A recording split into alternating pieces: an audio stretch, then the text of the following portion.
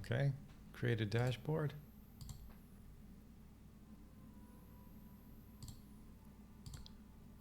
Back to Twitch. Twitch TV channel.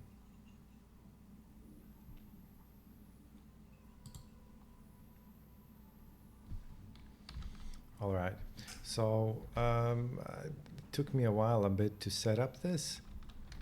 Writing an OS in Rust, one software and game development. All right, I guess this is kind of okay. This is okay for the first time. All right, so yeah, I'm following this writing an OS in Rust, a freestanding, writing an OS, so an operating system in Rust. So it's getting too hot. So I did the first step. I created a short video. It's not much, where I just basically wrote an empty, like a function that doesn't do much. Yeah, first it was the hello world. Then we did the no std attribute. So not to call the standard a library that does the printing and the threads and everything. And this is exciting. Wow. Yeah, I've never streamed on Twitch. When we try to build it now, the reason for this error is that the print macro. Yeah, then we had some the reason for this error is that the print line macro is part of the standard library. Yeah, we tried to compile it with no std, but then I guess it didn't work because we used the print line. So okay, and then we did this. That was an like an empty function. Well, a function that has no arguments and no body. So I'm just not sure. Is this like an identity function? No std, but this does not even work. Source. Wait, we are here. Main.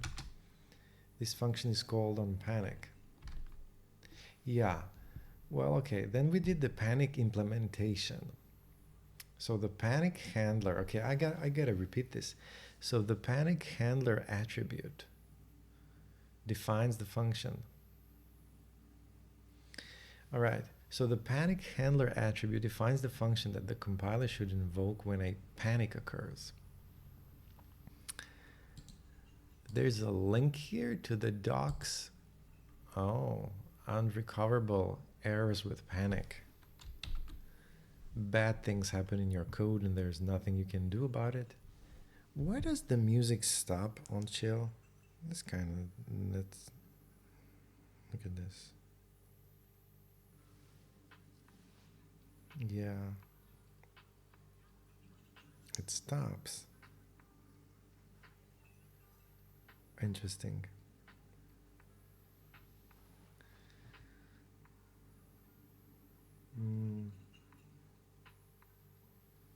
Try this.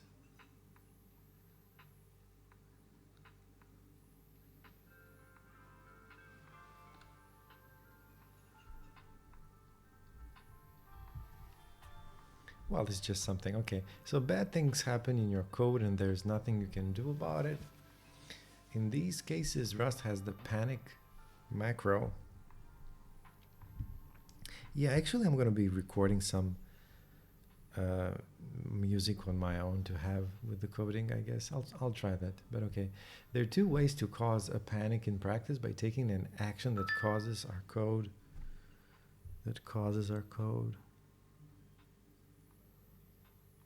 Yeah, sorry. That causes our code. By taking an action that causes our code to panic, accessing an array, calling the panic macro. In both cases, we cause a panic in our program. By default, these panics will print a failure a message, unwind, clean up the stack, and quit via an environmental variable. The program starts unwinding, which means Rust walks back up the stack and cleans up the data from each function it encounters. However, walking back and cleaning up is a lot of work. Rust therefore allows you to choose the alternative of immediately aborting, which ends the program without cleaning up. Oh, so there's a difference between aborting and the unwinding. I see in Rust there is a difference between unwinding and aborting. All right, where is this working? Yeah, okay. So the difference between unwinding and aborting refers to how the program handles panics, the situations where the code encounters an error it cannot recover from. Unwinding.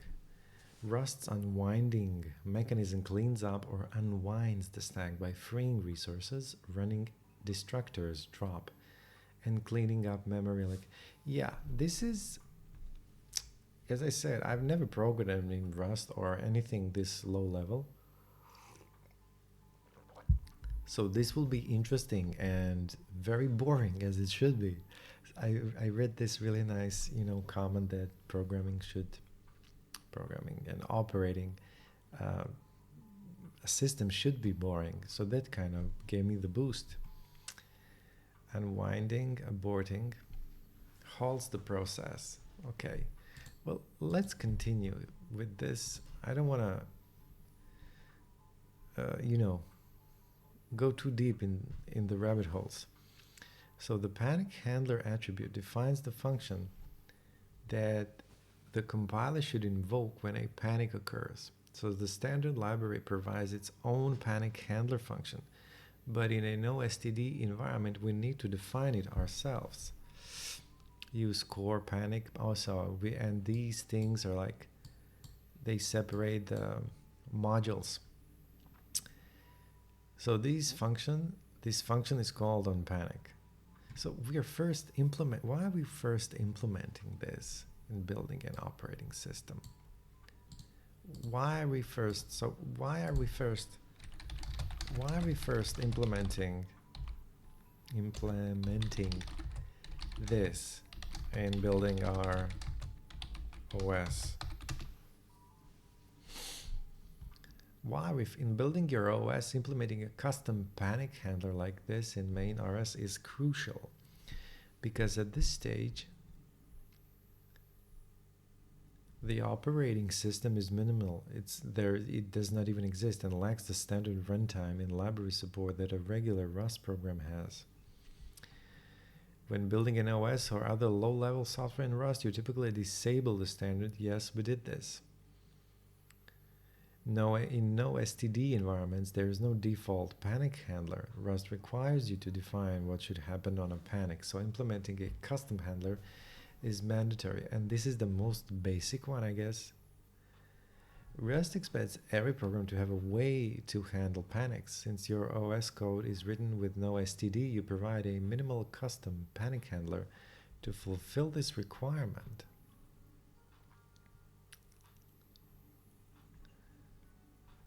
Placeholders. Wow. Does C have such panic handlers? C doesn't have a built-in panic handlers like Rust. C provides basic error handling mechanisms that are more manual and less structured. Oh, return codes. -1 or null. Erno. Add no to provide additional error information. Assert. Oh. But can be achieved by defining a custom error handling function. Developers may write a function like panic that prints an error message and stops the program. Oh, that's interesting. All right. So C does not have that.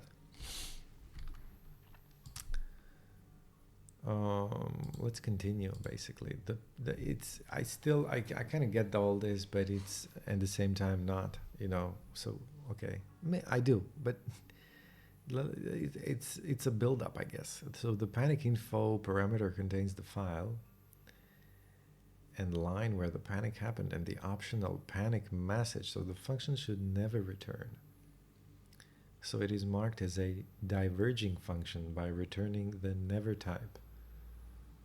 Diverging function? Diverging from what? Diverging functions. Wow, diverging functions. Yeah, but what kind of a name is this? Diverging function. Rust has some special syntax for diverging functions, which are functions that do not return. This function never returns. Returning, undefined. Fn diverges. Panic is a macro, similar to print line that we've already seen. Unlike print line, panic causes the current thread of execution to crash with the given message. Because this function will cause a crash, it will never return. And so it has the type exclamation, which is read diverges. Are you divergent, my friend? that was that quote from the 12 Monkeys. When Brad Pitt was in that mental institution, when he meets that guy from some planet, he had the bunny slippers or something. If you add a main function that calls diverges and run it, you'll get some output that looks like this. Thread main panic to this function never returns.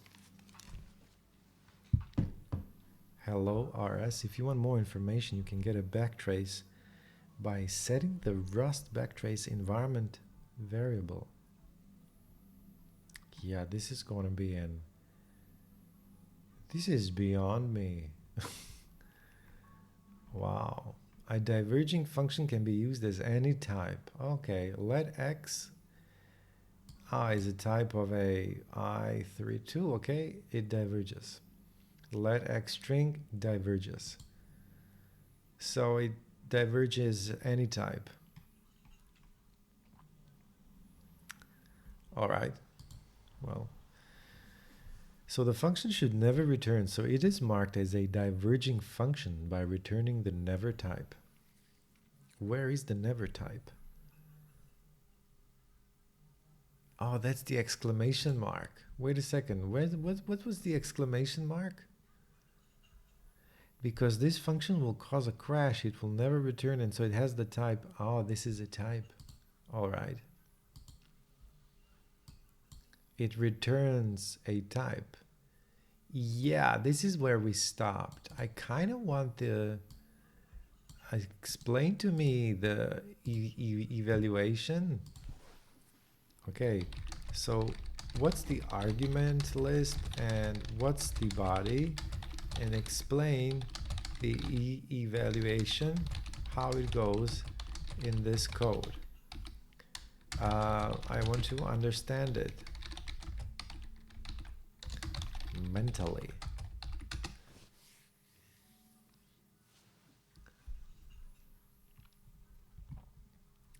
So yeah, again, as I said, I don't know Rust, so okay, I'll stop being self-defeating.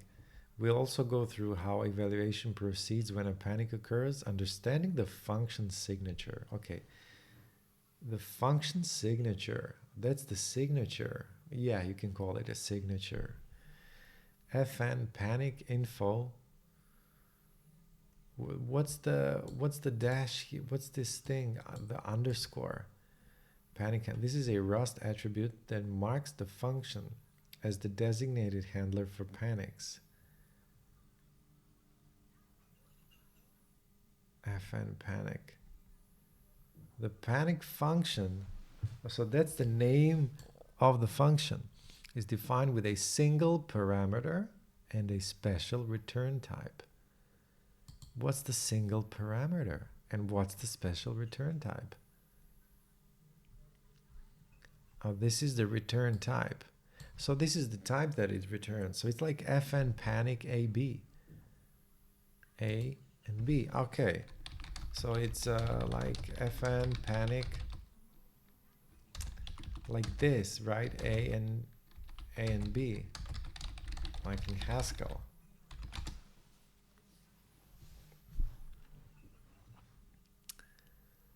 The Rust panic handler function signature resembles a type declaration.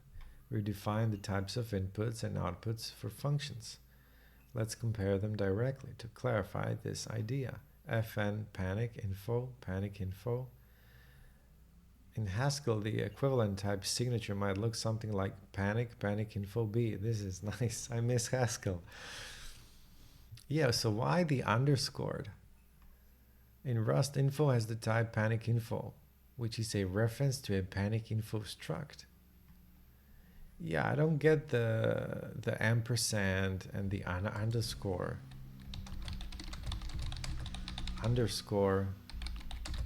and the ampersand.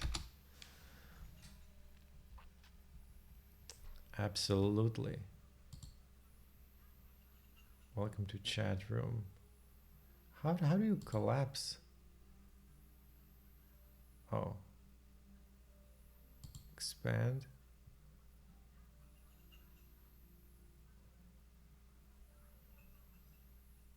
Yeah.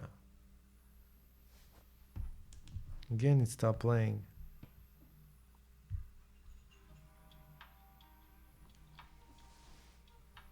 Oh, it's stopping. Yeah, well, that's not cool.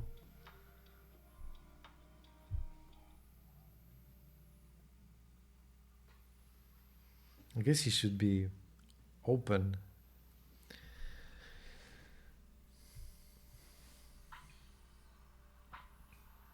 Yeah, okay. So the underscore in info, in Rust, the underscore in info is a convention that tells the compiler, I don't need to use this variable.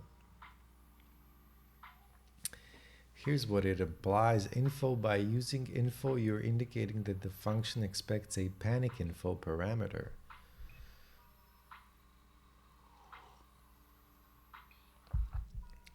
But you don't actually use it in the function body.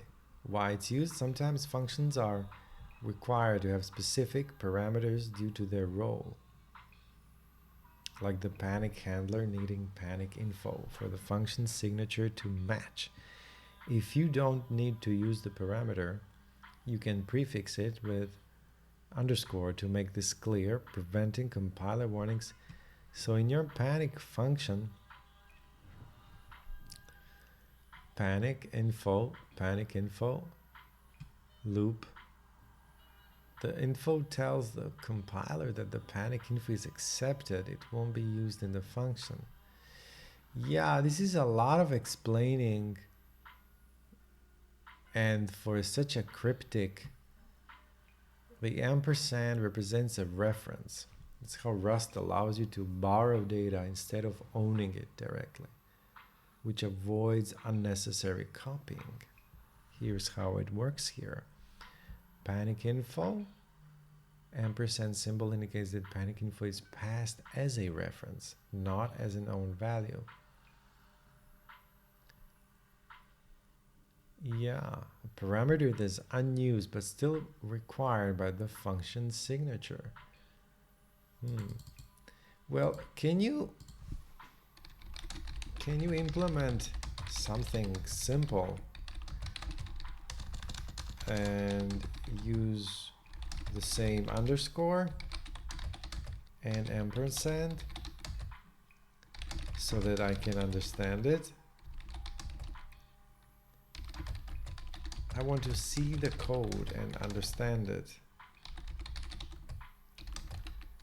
Not you explaining me in large paragraphs what it does. Like, can you use these examples and do simple math?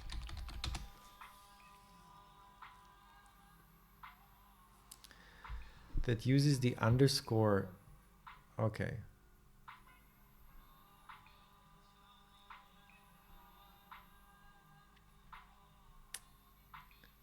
This example will demonstrate how we can use underscore for unused parameters and ampersand for references.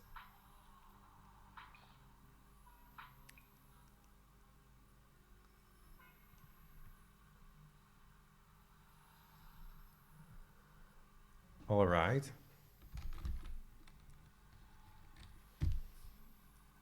So there's a function main and let, okay, x is 10, y is 20. Call the add function with references to x and y. Let result is add. And now you call it x and y. And add is the function.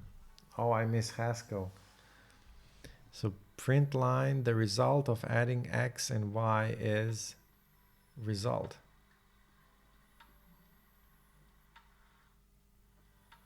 The result of adding x and y is result.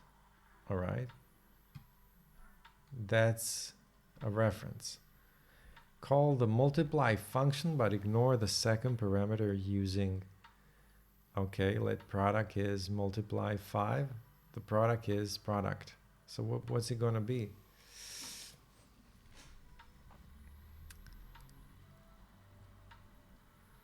Multiply 5 and unused. So multiply shows an unused parameter. Multiply num I3, unused I32. Unused indicates that the second parameter won't be used. Okay. Info will not be used, and it is a reference to panic info. And panic info is here. This function is called onPanic. All right. So the panic info parameter contains the file and line where the panic happened. And the optional panic message. Oh, that's the info. And the optional message. Where's the optional message? So the function should never return. So it's marked as a diverging function by returning the never type. It should never return. There's not much we can do in this function for now, so we loop indefinitely. We loop, okay.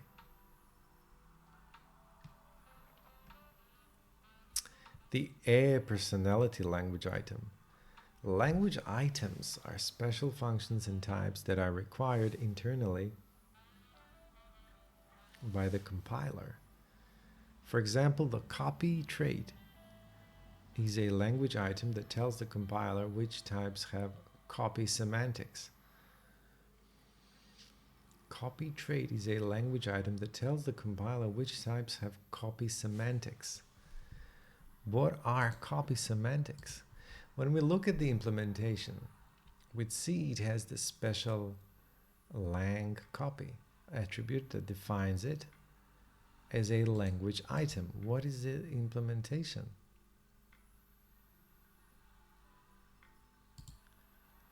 Trait copy.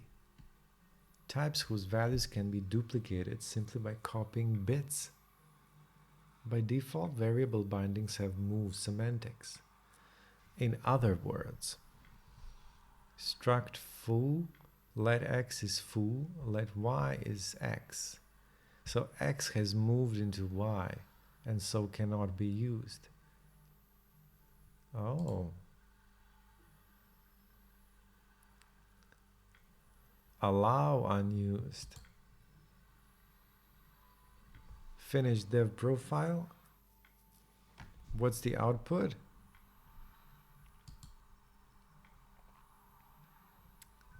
Standard error.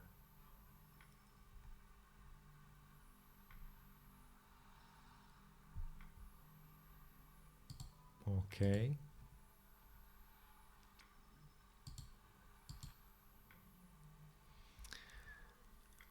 GitHub, oh, we just went to the source. Pub trait copy clone empty.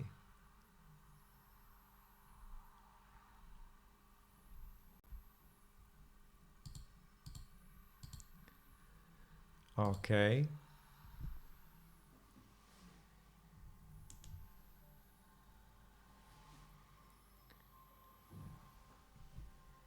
let's get back. So copy trait is a language item that tells the compiler which types have copy semantics.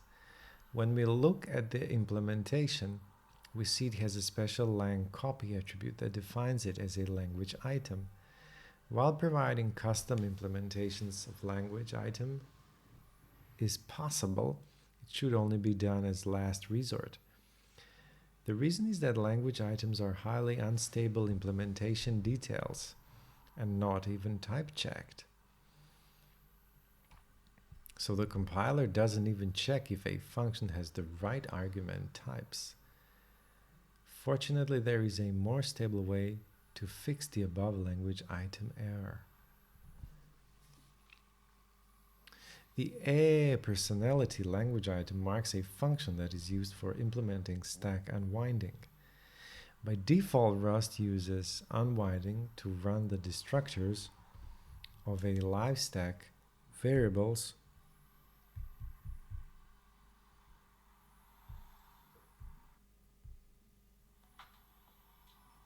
Yeah, it stops playing.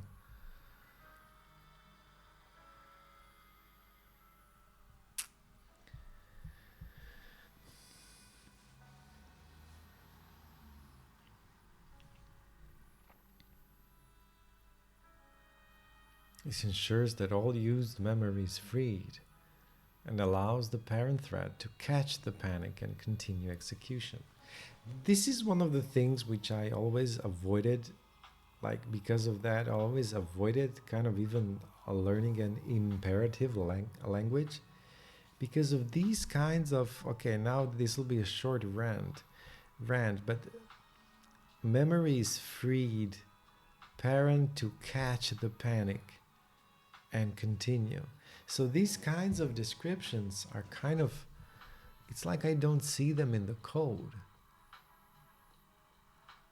Or the code it's describing something. It's somehow a little bit more external to what's actually going on. Although you could say it's the other way around. It's really describing how everything's going on. The parent thread to catch the panic continue. Yeah, unwinding, however, is a complicated process and requires some OS-specific libraries, libunwind on Linux or structured exception handling on Windows. So we don't want to use it for our operating system.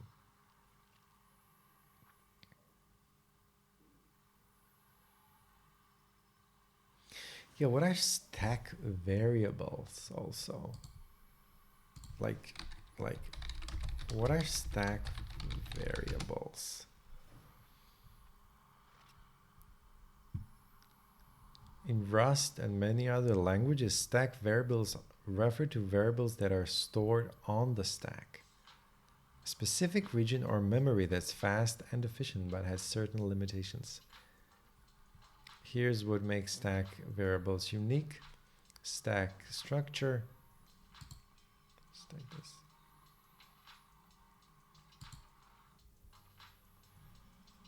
The stack is last in, first out data structure where data is stored in a strict order. When you define a variable in a function, it's stored on the stack, and when the function ends, the variable is removed from the stack.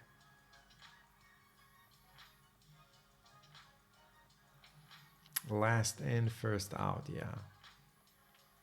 So data is stored in strict order. You define a variable in a function, it's stored on the stack. And when the function ends, the variable is removed from the stack.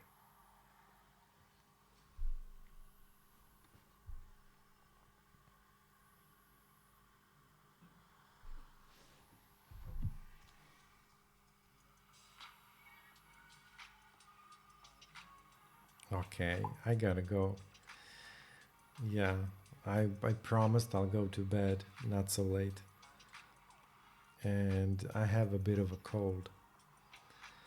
So this will be for today. Finishing sooner than planned, but all right.